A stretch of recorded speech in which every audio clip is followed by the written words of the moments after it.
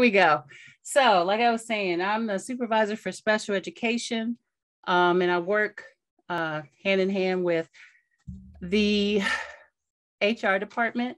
And so what we're going to go through right now is the Ohio, I forgot what it's called, the Ohio Revised Code, which really kind of dictates what every position in the state of Ohio, if you have any questions about your particular job duties. So there's a lot of information in this presentation.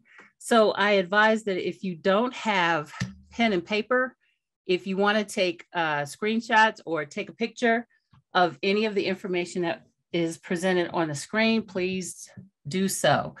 The last thing I need for you is not to know or have questions and they not be answered. So moving along. So welcome to all of you. Thank you for choosing Columbus City Schools as your employer. We do welcome you, and especially at this time when the need is so great. If you want to ask questions, you can put them in the chat, and Lydia, feel free to interrupt because I want to get the questions at the time that they're being asked because it probably is most relevant then. But as I said, the Ohio Revised Code are the administrative rules that kind of govern the work that you all do, well, all of us do.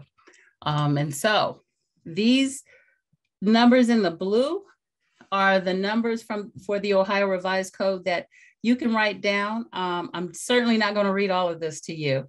This is easily accessible through the internet. And so I would advise that you just write the numbers in blue, and those are speaking specifically to your work. All of you, in order to have gotten a position as especially a special needs instructional assistant, you would have had to get a educator aid permit, which allows you to be able to supervise students in your work. And that is the bulk of your work, is supervising students. There have been questions in past years about just what that really means as far as the supervision of students.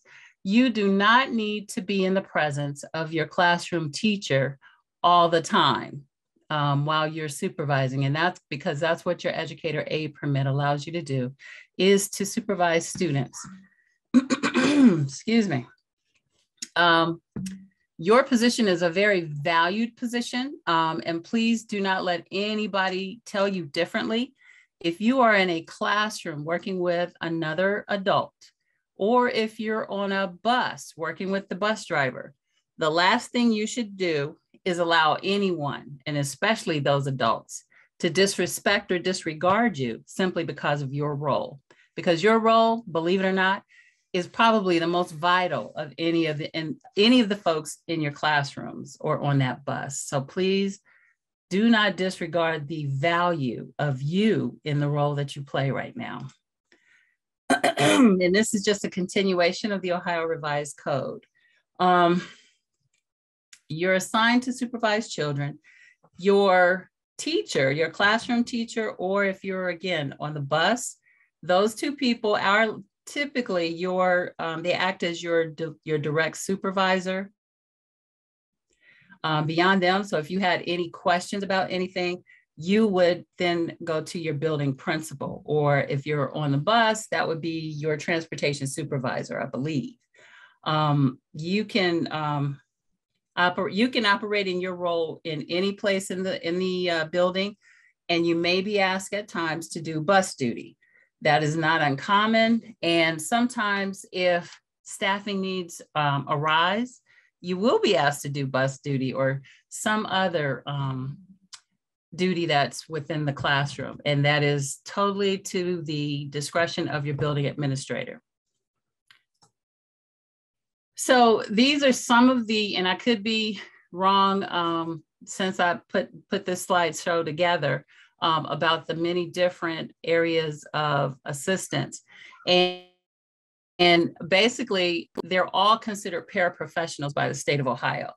Para meaning working alongside, you work alongside your classroom teacher or your bus driver in providing services to our students. One of the things that we're starting to see is a larger number of students who are requiring a one-on-one instructional assistant. And pretty much that person is dedicated to that particular student. Now, there will be occasions where you won't necessarily be working along with that student. There are some teachers that will utilize a one-on-one throughout the building or throughout the classroom to make sure that the student that they're providing the most support to gets to know all of the adults in the classroom, and so that they're not just, fixated on working with just one staff. So that also helps in what we're all supposed to be helping our students do, and that's learn much more independence, because that's the ultimate goal. And just remember too that you are an active member of what is called the IEP team, and I'll go over what the IEP is in a couple of slides. But also the real big thing for you to understand is that teachers do not receive specific training regarding how to work with another adult in the classroom. So sometimes they just need to be, here's what I'll surmise it to say: you teach people how to treat you. That goes for adults and students. And so if you have an adult that is lightweight disrespecting you, have a conversation with them. Help them understand who you are and how you operate. So I advocate for everybody to be their biggest advocate when it comes to making sure that you are not disrespected on the job or anywhere. Because that you'll find real big, especially in high school when you're working with high school students who sometimes need to be made to understand what your role is, because you are support, but you're not a rug, you're not a doormat, okay? The significance of your role. Now, this handbook doesn't get updated very often, but the role of paraprofessionals is continuously growing.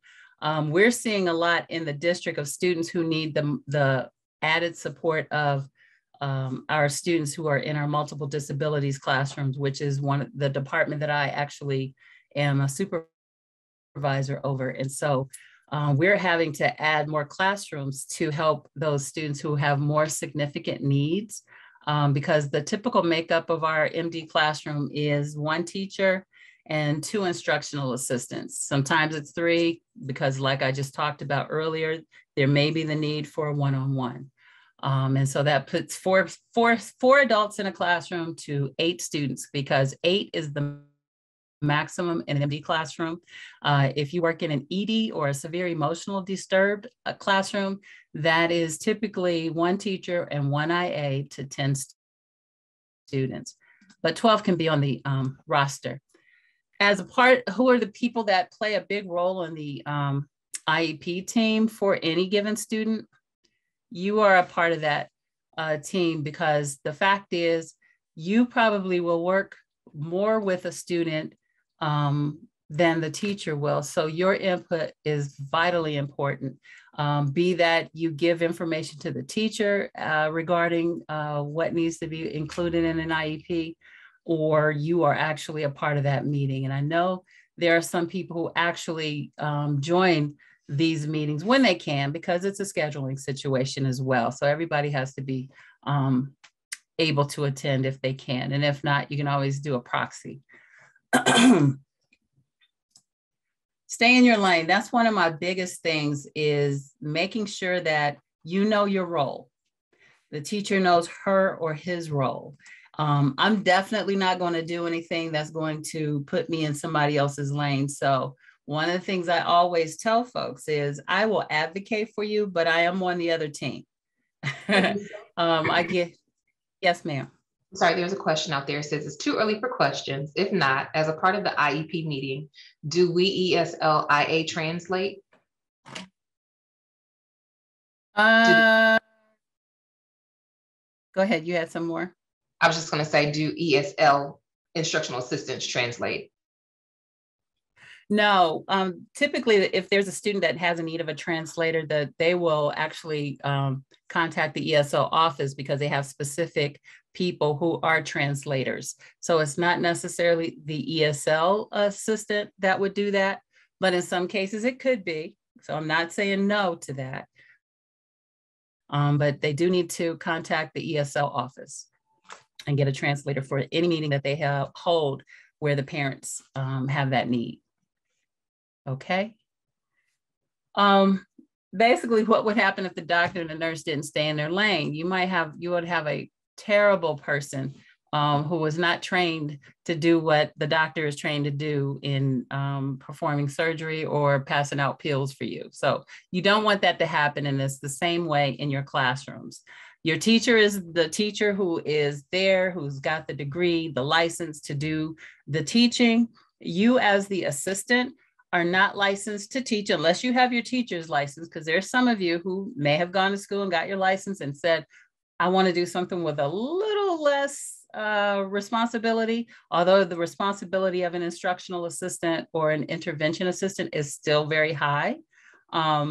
So I'm not going to say that, you can't have a teaching license as well, but if you're not in that room as the teacher, let the teacher do the teaching. All right, that's all I'm saying. Here, I got a little bit of a quiz for you. And you can put it in the chat, even though I didn't. Let me pull up the chat so I can see. So in the chat, you can just put T or I. If it's for teacher, then you indicate teacher. If it's an instructional assistant, you can just indicate I or IA. Can you introduce a lesson on two-digit addition? That is a teacher. Thank you. Escorting a student to the bus. You can. Maintaining a scheduled meeting time. Now, this is a little tricky one. Yes, either one of you, because there are some instructional assistants who have the relationship and given the authority to make contact with parents. And if there's behavioral concerns that you keep data on, you can contact the parent and create a schedule for them to have a meeting. Can you take attendance as an instructional assistant? Yes, the IA, meet with parents to discuss an incident that occurred during math class. That kind of goes back to number 3, you can. And a lot of this is dependent upon the relationship between you and your teacher or your bus driver. However the case may be, if you have that leeway to do that, then by all means, please do. How about send home notes about a student's behavior? That could be either of you. 10 times out of 10, it's probably going to be you. What about inventory materials for an art project? Yes, you can do that. Assess oral reading fluency. That is definitely the teacher. And help students choose what classes to take next year. Thank you. That's the teacher role. And how about reduce spelling homework requirements? You absolutely can do that. So clarity, although you cannot teach, you cannot introduce a lesson to a class, you can break things down. So once the teacher has introduced the lesson and you have ways of breaking down something, like even reducing the number of spelling words on a quiz or a spelling test, you can do that. And a lot of this, again, goes back to communication. You really need to have a good conversation or a good relationship with your teacher to be able to know when you can and cannot. Because here's the last thing you want to do is have to ask for permission for everything you do. So we'll get into that a little bit later too. Defining your role. If you don't know or you haven't already been told, you really need to ask so that you have the clearest understanding of the expectations of you. Going back to the Ohio Revised Code, that gives you on paper what your role is, what the expectations of your role are. But I'm going to tell you, in some classrooms, it may be different. It may look different. You have teachers who have a lot of experience and you have teachers who have very little. Some of our IAs who are more experienced, been in the district a long time, have been in those classrooms longer than the teachers have. And sometimes when I go back to saying you train people you teach people how to treat you, some IAs have taught teachers how to treat them and even how to manage a classroom in a way that suits all adults. And it may even work better for kids, but at the end of the day, the work that you're doing right now, the kids have to be at the center of it. So everything that you do is to make life be a little bit easier, better for your students on a daily basis. So if you don't know, ask, because if you don't ask, you'll always not know. And that is not an excuse to be bad or do a bad job, because people have been fired for less. Here's some of the teachers' responsibilities to you. You should have a planning time. You should have a meeting time. You should make time to talk about, difficult students, whatever the direction that the teacher wants to do. There are some teachers who use centers, whether you'll be working at a center and helping meet out some of that assignment, that would be, something that needs to be talked about. You need to ask how something is done.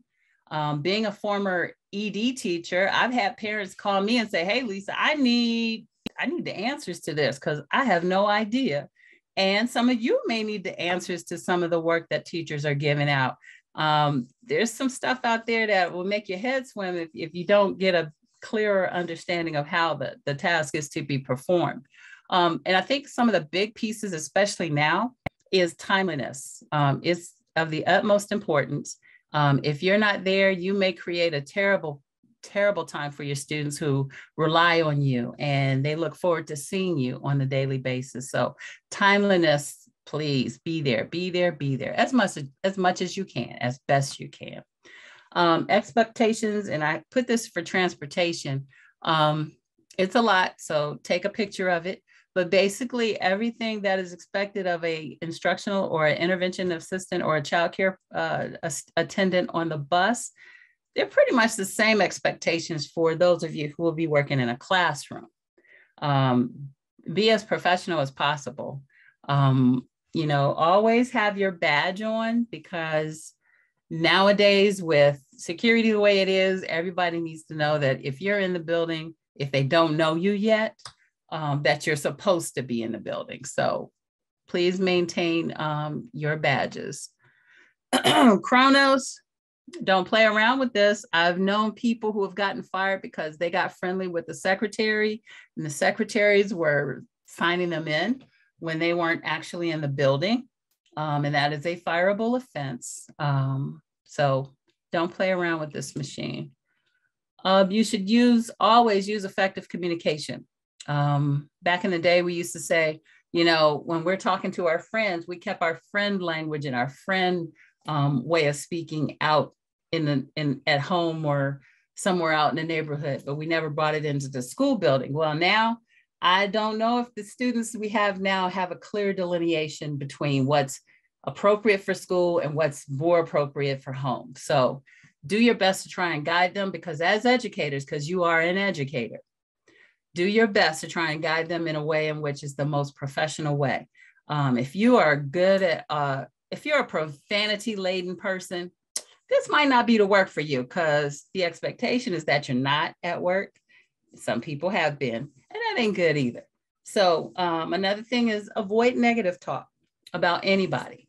If you got a situation that's happened at home or on your way into the building, try as best you can not to have that explanation or that conversation in front of our students, because a lot of times, they're just, they're like sponges. And if SWA's the right way, they then go and tell their parents, and then a whole bunch of other stuff happens. So never discuss the student with anyone except those directly involved with the student and their care. So if you have a student that has difficulty doing anything, don't go to Kroger's on your cell phone talking to a friend about a situation that happened in your class or your school building, because that kid's parents may be in that line or in that building looking for the same type of eggs or milk or whatever grocery as you are, and recognize that you're talking about their student. Believe it or not, these things have happened. And sometimes the things that are in my PowerPoints are as a result of these things happening. So common sense is not common, but please keep all conversations about a student in the building, in your classroom, and make it as a positive piece of your communication as possible. But if you have to tell some horrible stories, don't let it be outside in the neighborhood or in your, like I said, your neighborhood Walmart or your Kroger's. Your major workplace responsibilities are going to be different because not every building is run the same. So, but being a part of a team, that's pretty much across the district. Try to build as best effective communication. And everybody knows that we all have circles of friends. You're going to become a friend to someone in your building, or you may not, because sometimes being friendly causes problems, but you're going to find yourself in situations sometimes where you're going to have your best behavior on, because not everybody's your friend. But continue to wear your badge, continue to maintain student-centered and very supportive environment, meaning your classroom is not filled with all of your junk from your car or your teacher's junk from her car or her house. And I've seen some really badly placed things in a classroom. And the big thing is work together with your teacher. You're not the maid. And I've had people call me, she's always having me do this. I got to clean up after. Have a conversation, because at the end of the day, I'm going to always say, talk with that person that you have a difference with, because it's going to make the best difference or the biggest difference in your professional work. So don't stop talking because you have an attitude about anything. All right. Here's some other responsibilities. You're going to have to perform some assigned tasks. And like I was kind of delved into a little earlier, the principal may ask you to perform some tasks that are outside of your classroom. I will say this, as long as it does not take away from the students that you work with on a daily basis, if, all of the students are pretty much, well-mannered and doing, whatever the tasks are that they are supposed to do, and you should help out wherever necessary, because 9 times out of 10, I'll say 10 times out of 10, your principal is just trying to do what's best for all students and not just the students in your classroom. So, but the bulk of your work is to assist with students in your special needs classrooms. Ensure that your services are fully utilized bell to bell. So whatever it is you do, you should have a schedule that is created with your teacher. If you're in an MD classroom, then your schedules are divided by the 3 of you. And in an ED classroom, the 2 of you. If you have a good cohesive schedule, then there's really nothing that's going to keep you guys from doing your best work every day for your students. Do not be one of those people who always go into the classroom during class, turn on a computer and sit behind the computer catching up on your latest news, because that is not the time for you to do that. You will have breaks. You have, according to whatever schedule is created by your team, you'll have a 15-minute AM break and a 15-minute PM break, and you have a half an hour lunch. Some cases you may get that 45-minute lunch and only one 15-minute break, be that AM or PM, or you get just the whole hour. And so both of your breaks are built into that 30-minute lunch. So you have 60 minutes of your time. But again, that's based on a schedule that is given to you by your teacher. Don't go in nobody's classroom talking about Lisa Munnerly said I could have an hour for lunch, because I didn't. I defined how you could have 60 minutes for lunch. Okay, and I'm being recorded, so don't go lying on me. You are to assist and support the teacher to deliver services to students with disabilities. That is the bulk of your responsibility, okay? The district supports you. I am a part of the district, so I am helping to support all of us, Lydia, Melvina, Nicole, and Rhea is not here. But those ladies who are part of this team that build in this, the training for you, they're part of the district who are supporting you. They are doing recruiting, screening, hiring, and all of those things. And then you also have your CSEA, and I might have that wrong. I think I might have it wrong, but your union representatives. One of the things I will say too, once you get into your new building, or whatever your new environment is going to be, get to know whoever your faculty rep is, because sometimes I'm not going to say sometimes, they're full of information that might be vital to you and to help you in the work that you do. These are some of the students or the disabilities of students that you will come in contact with, especially if you work in special education. Well, I think all of y'all do. Developmentally delayed, the hearing impaired students. Developmentally delayed students are across, MD, ED, OHI. Your hearing impaired students are going to be typically provided services at the elementary level. At Huey, middle school, I believe it's Dominion, and then high school, Eastmore or Independence. Thank you, Michelle.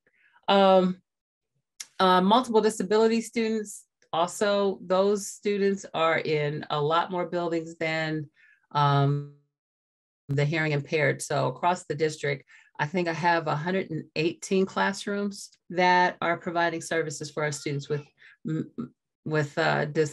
multiple disabilities. And the orthopedic impairment students are typically your Colerain, Ames, Independence, and Beechcroft. Those are students who are typically in a wheelchair. Specific learning disabilities, those would be students that typically are in what is called your high incidence classrooms. And we have a number of students who have traumatic brain injury. And those are students who, let's say last week, were considered a general ed student and something happened, they got hit in the head with a baseball or they were in a car accident. And now they are a student with an IEP. So we don't know everybody's walk, but a lot of our students have a lot of history, and then you can get to know them a great deal as you work with them in your classroom. So we also have visually impaired, and I'm not sure the elementary, but I know we have a visual impairment classroom at Woodward Park. And I'm not sure at the high school either. So these are, again, the classifications on the left are the different, the varying disabilities that our students come to us with. In the center are some of the characteristics that you might see them display. And then to the right are some strategies. These next, I think 6 or 8 slides, I would ask that you just take some time. Don't write because I'm going to go kind of quickly. But if you need to, take a picture of the screen so that you'll have these, because some of these strategies, a lot of these strategies I've used in my classroom and they work. Don't shortchange any strategy because you never know. And what works for a student with autism may work for a student in an ED classroom.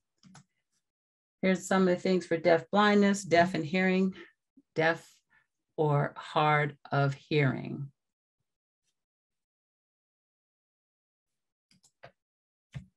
Deaf blindness and deaf or hard. I don't think this is the same slide, or did I? Nope, it's not the same slide. So it's a continuation.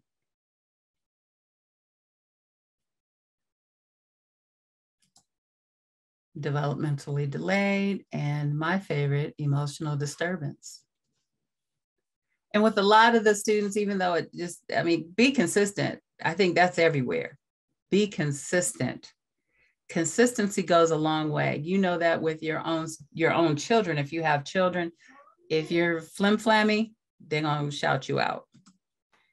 All right, I'll be right back.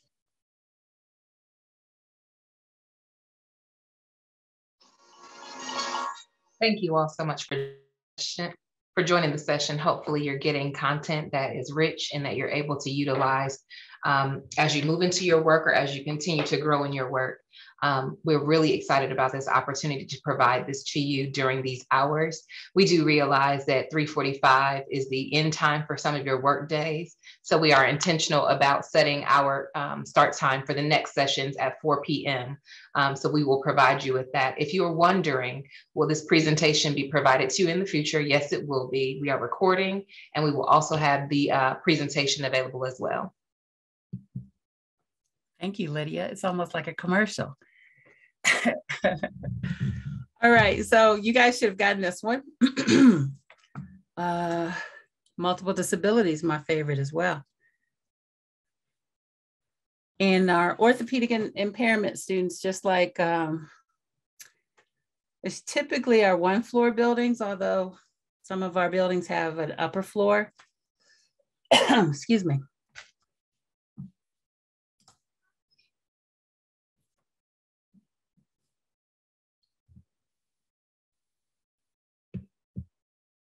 We probably would have, if I were to say, the largest amount of students that with IEPs are probably our SLD students.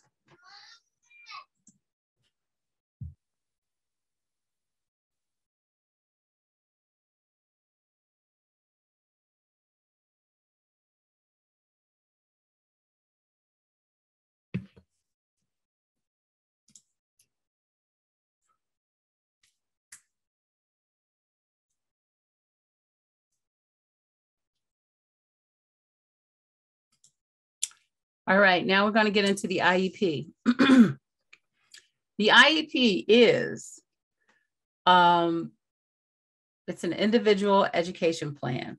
All of our students who are have a categorized disability have this plan. And this plan should be made available to you. If the whole plan is not, at least you should have a copy of what's called IEP at a glance. That sheet of paper gives you all of the goals that need to be worked on for that particular student, excuse me. And it's based on the student's current skills and abilities. Anything in that IEP should address every significant deficit of a student.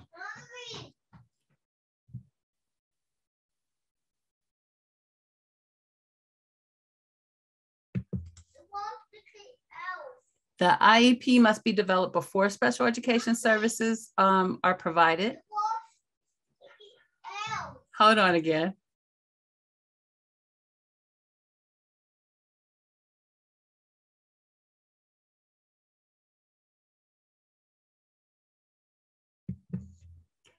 All right, so moving on, it includes measurable goals that are supposed to help that student progress in the general education curriculum. Typically, our students, especially in the MD program, are given what's called the, I just forgot what it was, just like that. It's an abbreviated form of the curriculum for the state. So it's just kind of, I don't want to say watered down, because some of it, even some of our gen ed kids probably would have a difficult time in some of the areas, but they're given the same curriculum. It's just broken down a little bit more easily so that they can grasp it. Excuse me. Related services, and I still didn't fix this. Adaptive PE, which I also supervise, is the adaptive physical education teacher. You would be working with that person if you are in a building, the same way you would be working with your classroom teacher. The adaptive PE teacher is not a related service. They are actually a direct service provider. So again, wherever that APE teacher is and you are working with them, you should be working with them. That is not a time to take a break, to stand in the corner of the gym or outside on the track, catching up with your friends. This is a time where you're participating and helping your students gain the knowledge that they need to do whatever activity is being requested, okay? I've gotten done a little bit earlier than I thought. Instructional assistants play an important role, and that's pretty much what I really wanted to convey across this presentation of how important that you are. You'll collect data from time to time, especially if you have a student who has never had, a lot of behaviors and may now be demonstrating some behaviors that are questionable. You may be asked to take some data. These come in little charts that the teacher may give you. You may come up with a chart of your own if you see behaviors that are starting to become erratic or starting to prevent the student from being able to receive the education as is being provided to them. You should be able to just tick, what are those, tick marks, or just tick marks on a particular behavior. How many times, because we're looking at frequency, we're looking at, the level of, if we're talking about aggression, is it a low level of aggression or is it a high level of aggression? Because these are some of the data that'll be requested, because sometimes this is how that third IA gets in a classroom. to provide that added support that's needed for a particular student. And I will say also, the law of Ohio says that MD classrooms should only have one instructional assistant, but Columbus City School always provides two because we know the difficulty of working with students with a little bit more need or a lot more need than the average classroom would see. Crisis Prevention Institute training. I know they just had a training last week. If you are not CPI trained, you need to write down John Brunton's email address, and you need to email him and find out when the next training is going to be. I know they do a lot, I believe in June and then in early August. But you need to be CPI trained as soon as possible, especially if you are new and working in a classroom. All right, look at that. I got done with this thing in a lot less time than I thought I would. I was really like thinking it might take me forever. So now I thought somebody asked if I could send the strategies in an email. Miss Goddard, welcome to the district. What I need for you to do is to email me, because I don't think, yeah, if you could email me and ask, I will do what I can to send you what I have.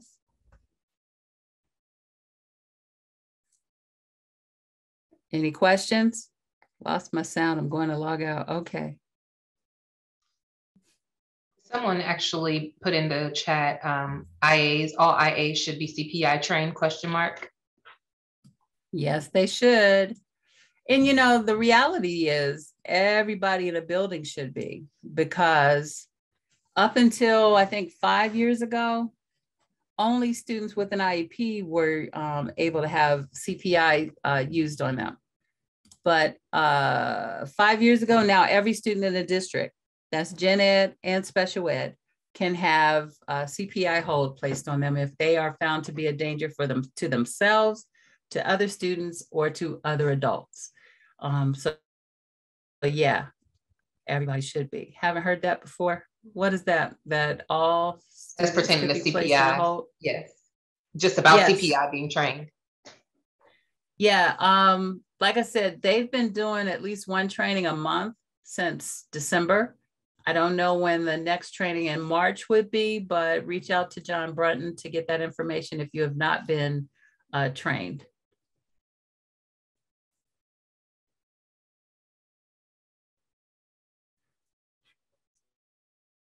No more questions? I don't see any more in the chat. I thought Ms. David, the library eyes need.